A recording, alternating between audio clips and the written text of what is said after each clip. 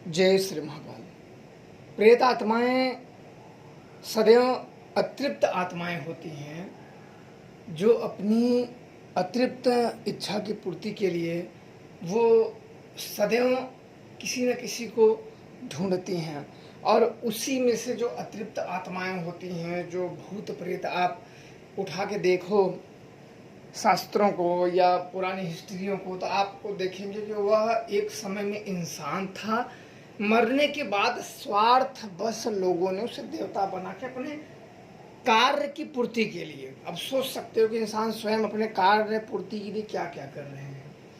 और ये भी इनका वासना शरीर होता है, और कई बार ये उस इच्छा की पूर्ति के लिए बिना साधना के ही किसी इंसान को दिख जाते हैं, या अपनी इच्छाओं की जो वासना होती है वो मांग करते हैं सामने से आके। ऐसे मैं अपने एक अनुभव आप लोगों के समक्ष रख रहा हूँ। जिस समय में मैंने कुछ अदृश्य शक्तियों को देखा था, ना तो कोई साधना के बल पे, ना कोई क्रिया पे, हाँ साधना के लिए ही मैं गया था, पर मैंने कोई मंत्र भी नहीं जपे थे, मैं अपनी वो तैयारी कर ही रहा था। बात उसमें रात्रि की है, थोड़ा सा चंद्रमा थे, तो कुछ शक्तियों को मुझे आवाहन करना था, कहीं की जानकारी मुझे प्राप्त करनी थी। किसी के घर में समस्या थी तो वहाँ की जानकारी मुझे मंगानी थी। तो इसके बाद मैं सारी सामग्री लेके गया और वहाँ पहुँच गया। पहुँचने के बाद रात्रि को पहुँच गया और मैं बैठा ही था, आसन लगाया। अब ये समझो कि जैसे किसी आसन पे आप बैठो, बैठते ही आप सोचो कि अब इसके बाद क्या करना है। उसी समय पे मुझे एक मेरे हल्का सा पीछे लगभग लेफ्ट साइड में मुझे गोला सा अंधेरा दिखा, क्योंकि जब चंद्रमा बिल्कुल उजाले पे हो तो अंधेरे अजीब से जैसे उसमें एडजस्ट ना करता हो, उस प्रकार से मुझे देखा। तो मैं थोड़ा सा देख के, और वो अंधेरा दूर से मतलब चला आ रहा था, तो मेरे को थोड़ा सा ऐसा लगा कि ये तो कुछ न कुछ बात है। तो मैंने उसको नज़रअंदाज करके मैं अपने काम में ही लगा रहा, और वो अंधेरा थोड़ा सा दूर आके रुक गया। बिल्कुल काला सा था, गोले में काला सा था। फिर पीछे से मुझे लड़कियों की आवाज़ आई, छोटी छोटी लड़कियों की। उन सब ने मुझसे मांगा था आम, बोला कि मुझे आम दोगे। तो उस समय पे मैं जब जाता था पहाड़ों पे, तो रास्ते में एक आम का बगीचा पड़ता था, तो मैंने आम बीने थे थोड़ा सा। अब जो खेतों में आम रहते, कोई बहुत बड़ा, छोटे छोटे, कोई कुछ सूखे भी थे पर पके हुए थे, पर कुछ सूखे भी थे उसमें। तो मैंने उन आत्माओं को दिया कुछ आम, 2-3 आम दिया। हालांकि वो आत्माएं आगे मेरे सामने नहीं आ रही थी, मुझे जब भी उन्हें देखना होता था तो वो मुझे पीछे मुड़ी करके ही देखना होता था। और छोटी सी थी, बिल्कुल पतली सी थी, उसने कपड़ा बस एक ही चड्ढी किस्म का पहन रखा था, बाकी पूरा बॉडी उसकी उघल्ला थी, छोटी सी थी। मेरे हिसाब से वो लगभग 4 साल की उम्र उसके अंदाजा ना रही होगी, 4 साल, 4 या 5 उसके रेंज में रहे हुए, कंफर्म मुझे नहीं पता। लेकिन उसकी जो हाइट देख के मैं अंदाजा बस लगाया। और उसके साथ उसकी माँ भी थी। उसने मुझसे मांगा था सुरती, लड़की ने मुझसे मांगा था आम, तो आम तो मेरे पास था, और उसने मुझे कहा कि सुरती दे दो। उस महिला ने मांगा सुरती खाने के लिए। मेरे पास सुरती था नहीं, मेरे पास सुरती नहीं था। और एक कोई आदमी था, वो दूर खड़ा था, मेरे को दिख नहीं रहा था, पर मेरा कुछ जैसे शक जैसा था। मैंने उसको कोई साफ तौर पे देखा नहीं, पर मुझे लगा कि पेड़ के पीछे कोई आदमी जैसा है, कि शकवश। मैंने कोई शक्तियों से भी नहीं पूछा, एक मेरा अंदाजन शकवश हो भी सकता है या बहम भी हो, दोनों में भी कोई ये नहीं। पर 2 लोगों को मैंने साफ देखा। उनमें से उस महिला ने कहा कि खजाना लोगे, तो मेरे मुंह से निकला नहीं, मैं खजाना नहीं लूँगा। फिर वह कहाँ है, बोले वो बगल में है। तब मैंने अपने आसन से उठा और जो थोड़ा सा पत्थरों की करारियां थी, वहां जब मैं जाके देखा तो करारियां गिरी थी। यदि मैं आया था तो उसको देखा था, अभी 20 मिनट पहले तो बिल्कुल सही था। वो गिरी थी लगभग वो 5 फीट नीचे, एक बड़ा सा लगभग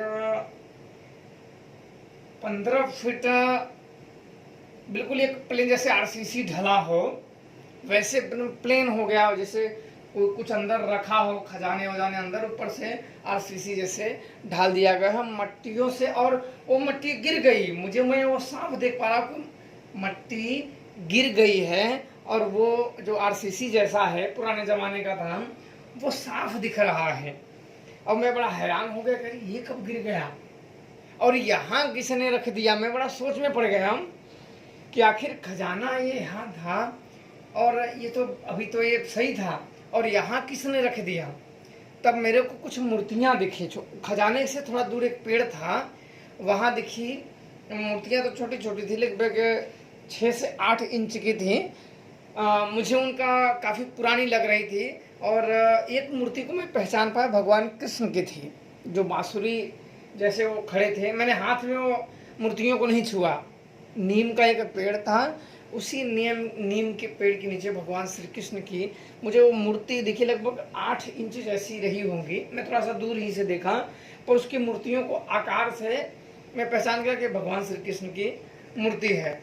और नीम के थोड़ा सा बगल में, पहाड़ पे एक नीम था, उसके बगल में और मूर्तियां थी, पर वो मूर्तियां बैठी हुई आकृति में थे। कुछ मूर्तियां चतुर्भुज में थी, पर उन मूर्तियों को मैं नहीं जान पाया। मैं सोचा कि ये किसकी मूर्तियां हैं, पर मेरे को अंदाज़ा उन मूर्तियों का नहीं लगा। एक मूर्ति का मेरे को अंदाज़ा हो गया कि भगवान कृष्ण की है, बांसुरी लिए।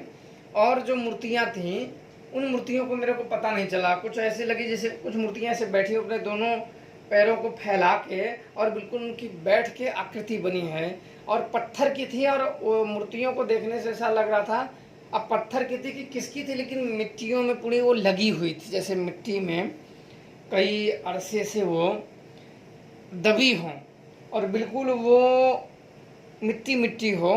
पर अंदाजन मेरा ऐसा लग रहा था कि पत्थर की होगी, पर कंफर्म नहीं है कि पत्थर की थी, क्योंकि मैंने हाथ में उसको नहीं छुआ था। ये सब करने के बाद मैंने सुरती नहीं दे पाया। जो उसने सुरती मांगी, महिला ने, को मुझे सुरती दे दो। हाँ, उस लड़की का तो मैंने दे दिया था। वो मैं रास्ते में से, मैं उस क्रिया में जो जा रहा था, आम तो मुझे लेना है, पर किस्मतवश उस समय आम का ही सीजन, बगीचे में गिर गए थे। तो मैं टॉर्च लेके रास्ते से जा रहा था, तो मैं मिल गए थे वो आम, मैंने उठा लिए, क्योंकि घर के सामने से ही जाना पड़ता था। तो बगीचे में मिल गया, तो मैं अपने झोला में भरते हुए तो वो काम आ गया। अब वो मैंने उस लड़की को दे दिया, छोटी को। उसकी माँ ने कहा कि तम्बाकू दे, सुरती दे दूँ। तो मैंने बोला मेरे पास नहीं, मैं आपको बाद में दूंगा। फिर इतना ये सब दिखाने के बाद मैंने बोला नहीं नहीं, मुझे धन नहीं चाहिए, मुझे खजाना वजाना क्या है, ये सब धन लेके, खजाना लेके क्यों मुसीबत अपने ऊपर से लेना। एक बात होती है कि आप ले भी लो ना, तो उसका करोगे क्या, कहीं भी बेच भी नहीं पाओगे, बेवजह का आप मुसीबतें अपने सिर पे ले लोगे। मैंने बोला नहीं नहीं, मुझे नहीं चाहिए। अब इतना कहने के बाद मैं अपनी क्रिया में बैठ गया। अपनी जो क्रिया मैंने की, घर आने के बाद उस महिला के नाम पे मैंने उस सुरती नाम के हाँ जो आई थी, उसका ध्यान करके मैंने वो तम्बाकू सुरती जो था उसको हाथों से मैंने सुरती लिया, चूना लिया, सब मिला के बना के उसको नाम से दे दिया। फिर वो मेरे को दिखी नहीं। उन लोगों ने, उस लड़की ने बोला था कि मुझे आम और दोगे। मैं बोला हाँ, मैं जब आऊँगा मैं तुम्हें आम जरूर लाऊंगा। पर अफसोस, मुझे आम के सीजन में क्रिया करने जाना ही नहीं पड़ा। और आज मुझे वो अनुभव मैं सोचा कि आप लोगों के समक्ष रख दूं, बता दूं कि जीवन में कई ऐसी अतृप्त आत्माएं हैं जो घूमती हैं, और कई लोग इनको अपना गुलाम बना लेते हैं, कई लोगों को कुछ लालच दे के, जैसे उसने आम मेरे से मांगा, उसने सुर्ती मांगा, अगर मैं देने से पहले मैं बोल दूं कि तुम मेरे साथ रहोगे, मैं जो बोलूँगा करोगी, तब मैं तुम्हें आम दूंगा, तो एक प्रकार से उसकी सिद्धि हो जाती है।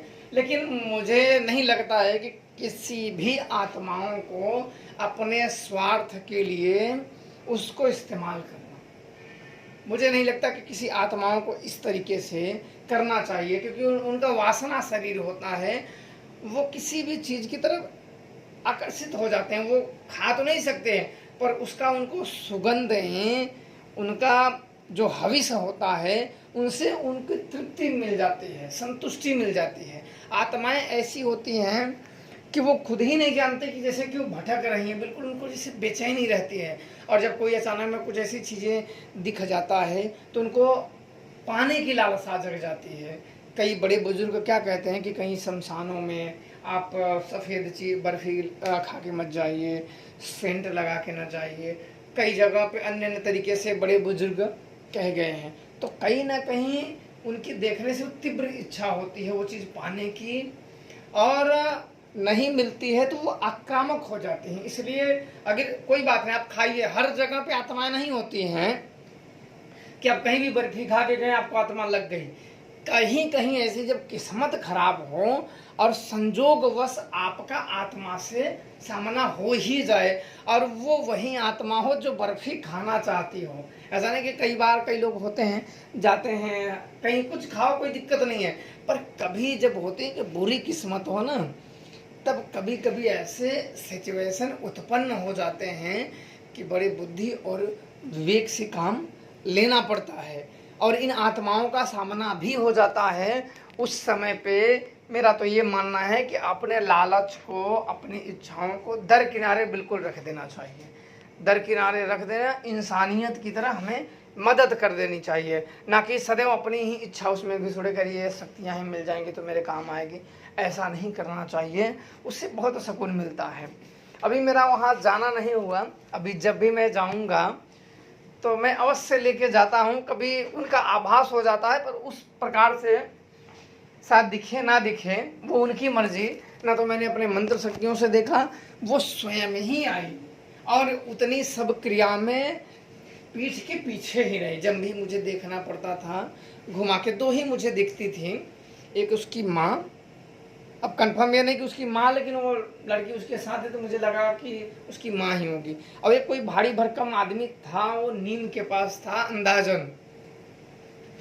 बाकी अगले दिन जब मैं दिन में एक बार गया था कुछ काम से, तो जो गड्ढे बने हुए थे, जो करार गिरा था वो नहीं गिरा हुआ था। रात को मैंने अपनी आंखों से देखा, करार गिरा, मूर्तियाँ मैंने देखी और वो देखा।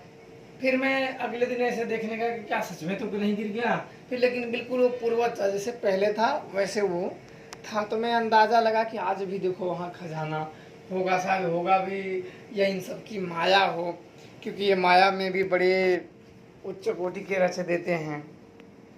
तो आप लोग को कभी भी ऐसे अवसर मिले तो अवश्य मदद करनी चाहिए, किसी आत्माओं को संतुष्टि अवश्य आप लोगों को करनी चाहिए।